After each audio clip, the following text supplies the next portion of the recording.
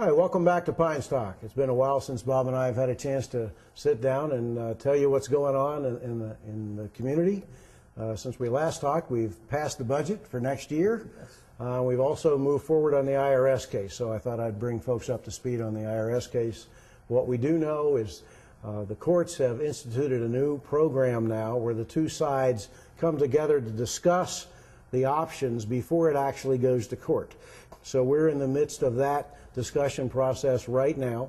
Between the lawyer groups are talking to each other. So we really do not know the time frame at this point, but we've certainly moved forward at a rapid pace, considering it took them 7 years to rule on this. In the last 6 months, we've moved to this level where both sides are now discussing with each other, is there a way to settle this before our appeal actually goes to the court? Yes. So we're moving on with that. In another court case, unfortunately, the appeal for the YMCA appeal that we had, we did not succeed in that. The YMCA will maintain its ownership of the land.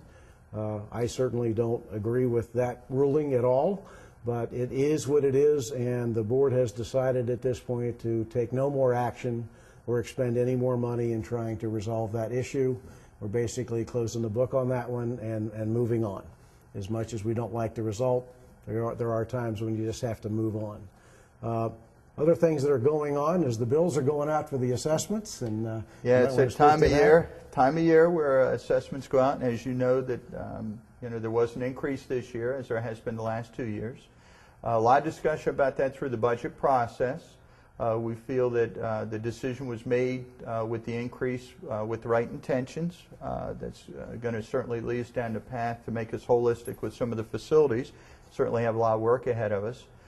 At the same time, I've had a lot of questions, a lot more than I anticipated, of concerns about what the assessment actually does for us and is it too high. We went back and did an analysis and started looking at the other townships or other towns within Worcester County. And interestingly enough, if you look at the town taxes, Berlin, Snow Hill, Pocomoke, Ocean City, compared to, and everyone, we're an assessment, but quite frankly, it's like a tax. Similar. So if you actually look at town taxes versus our assessment, we are one of the most economical communities in Worcester County to live in. What's very interesting about that, if you actually peel back the onion, you start to look at the core, despite the fact we're one of the most economical communities, we offer the safest community. Statistically, our police department keeps our communities safer than any of the other towns. We have our fire department. We have miles and miles of walkways, our yacht club, our piers, all the other things, the amenities that we bring to the table for, quite frankly, one of the lowest assessments in the county. So I think it's very, very interesting, when you actually start to take a look at it step by step, what we get for our assessment dollars. I'd argue with anybody that we get a whole lot for a very few assessment dollars. And folks have come to me recently at some other areas, and I think, Tom, you have a perfect example. Yeah, of it. It isn't just within Worcester County. If you talk to folks who own timeshares, they are paying almost as much, if not more, than our assessment fees for the maintenance of 1 week on a facility. And some of those facilities have their own police force, their own fire department, very similar to Ocean Pines. So for 1 week, some folks are paying more than we pay here for a year. So right. We don't like to raise the dues. That isn't our goal in life. But in order to keep the community alive and vibrant, we have to have the money it takes to run it. And we're certainly moving in the right direction. And we're sitting in the golf course. And why don't you give them an update on what's going on with Casper and where that facility is going at this point? Well, we've had some very good numbers. As you know, at the board meeting yesterday, we discussed some of the numbers we had. Casper's had some, if you compare March numbers to March numbers, from 2010 to 2011, we've had some significant, at least 30 to 40% increases in rounds played, as well as residents using the golf course. We had booked, and I don't have the exact number, but we're around 146 rounds last year at this time for supplemental play, which is outside play. Conversely, this year we had booked 305, of which 235 actually came through, but we had the snow and rain that actually excluded 70 of the booked rounds. But even with those rounds that were eliminated, we're still far ahead of last year's numbers. So we're excited about that. Yeah, and the numbers from that I saw yesterday at the board meeting that I was most interested in were the ones that were the residents that were not members, but the resident play. There are Yes. folks coming back and giving us a try, or there's new residents in the community giving the golf course a try now. So that was another very, very good number for us to see that the residents are starting to take advantage of this facility as well. We've had physical changes. I mean, the room we're sitting in, we've made some changes, not just paint color, cleaning it up, rearranged some of brought in some different furniture items just to dress it up. It's cosmetic, but it does make a difference when folks are coming over to use it.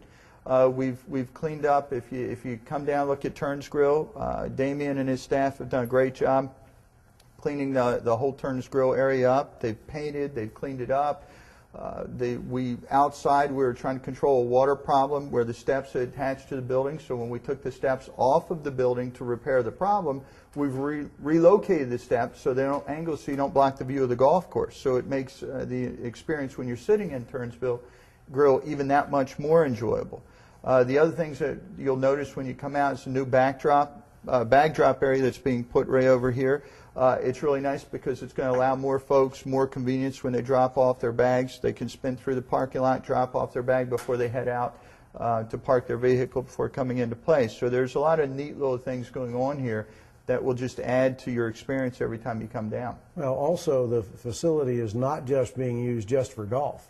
We had our board meeting here yesterday. The card players are using this location, so it is not simply just a golf location for our community. It's a place for people to gather. And Turns Grill makes a fabulous hamburger now. I can attest to that. It's very good. Well, Bob, what else is going on outside the golf course? It's a big community. What else is going on? You name it. We have a lot going on right now. As most have seen, Java Bay's been through a renovation on the first floor. We've just about finished that entire renovation, which included moving the bar. I've had folks come to me and say, we've lost bar space. Truth of the matter, we actually picked up bar space. All we did was shift the bar from one part of the building, we slid it up to the far side of the wall, and then we ran the whole bar rail across that back window. It's really turned out to be a really nice experience for folks that have already started coming out to enjoy it. Some of the other things that we have going on over there is we've started putting the beach area in. That'll be Java Beach. That's where we're going to have picnic tables. Really clever name there, Bob. It's easy transition, you know, keeping it simple. Everything I do is try in a simple process here. So transitioning out to the beach area, we will have picnic tables. That's where we intend to offer potentially crabs 1 or 2 nights a week. And then other things, barbecues, those type of things. Real casual type of dining experience. You can come off your boat or walk around from the pool side, either Mumford's pool or the yacht club pool, walk around and, you know, feet in the sand and sit at the picnic table and have something to eat. Some of the other things we're looking at the yacht club is big issue right now, as you know, with the board meeting. We talked about removing that fence. It separates the pool area from the outdoor bar area. We're still working through that process, see if we can make that work. That should open up a lot more dining experience for folks. And we're going to have longer hours at that pool and facility now, right? Well, actually, thanks for the lead in there, because all of our pool hours have changed. What has happened now, again, the whole strategy of keeping it simple just works real well for me, because when someone asks any of our staff, what type of hours are we keeping? As an example, all of our pools now open at 10 a.m. for the public to use. You know, if you don't have a regular swim membership that you pay annual for, you can come, pay as you go, using the pool, open at 10 a.m. Now, for members who have joined and they have an annual membership, you do have some extended hours on the morning side. For example, our Swim and Racket Club pool opens earlier. The Sports Court pool opens earlier. That's our covered pool. In addition to that, we're going to be doing some extended hours for the Yacht Club. We're planning to extend them from 7 to 9 p.m. in the evenings for everyone to enjoy. So pool hours have extended, so we're excited about that. We've also, the other area, Swim and Racket. If you have not come out to look at Swim and Racket Club area, you need to come out and take a look. Not just the pool area, but the dock area. We've put the finger piers in. We have folks that have already started to sign up. They've got their boat slips reserved. The gazebo's been cleaned up. We've put a split rail fence, stone dust, and after May 1st, we're going to continue to expand on the walking trail that's going to circle that whole campus. So, and that'll end up being just shy of a half-mile walk. So if you want to come park your car and enjoy a walk around the waterway, it's just a perfect spot for it. So we have a lot of activities Big change going. out there. Yes, yes, real proud of that. That's great. Want to talk about some other activities maybe? Sure. We've got a home show coming Right. up, which we're really excited about. We had the health fair that we did in the fall, big success. We realized that using the community center in other ways, other than just the activities for cards, the paddle ball, using it in other ways, that we could generate some potential income and bring a valuable service to the community. So one of the things that we decided we were going to try this spring, and it's all set up, is to do our home show. We have vendors from throughout the areas, from folks that do countertops to putting in swimming pools or hot tubs, heating systems. They're all going to be right here in our community, so our folks don't have to drive to Salisbury, Ocean City Convention Center. They just come right out on Saturday, go out and visit. We have some folks coming in to do a cooking show.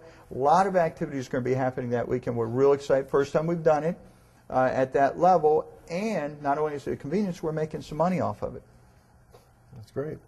Well, one other thing I want to have you talk about, Bob, and we talked about it at the board meeting yesterday, the newsletters that are going out. There's always a concern about mailing costs and printing costs, and why do we spend all this money, and tell the story of what's happened there. I think it's a very positive story of what you and the staff have done, Teresa and team have done to address, not only upgrade what's going to be received, but also how it's done. No, that's another great question. I appreciate the softballs right across the middle of the plate right now. Spring's here, baseball season starts, that's perfect.